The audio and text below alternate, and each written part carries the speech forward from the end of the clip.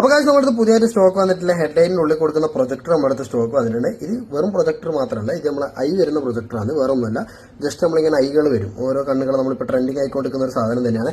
എന്റെ സിമ്പിൾ ആയിട്ടുള്ള മെക്കാനിസം ഞാൻ കാണിച്ചു തരാം. ഇതാണ് സാധനം.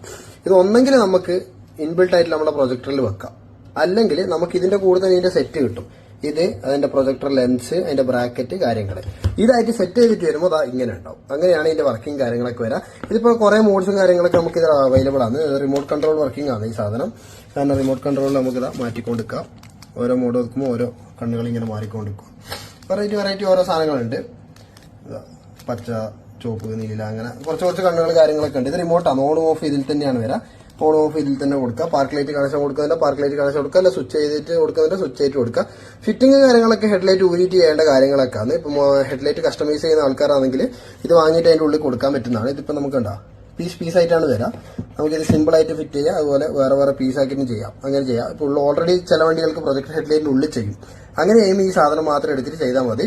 വേണ്ടവർ കോൺടാക്ട് ചെയ്ത് ഓൾ ഇന്ത്യ ഷിപ്പിംഗും കാര്യങ്ങളൊക്കെ നമ്മൾ ചെയ്യുന്നുണ്ട്.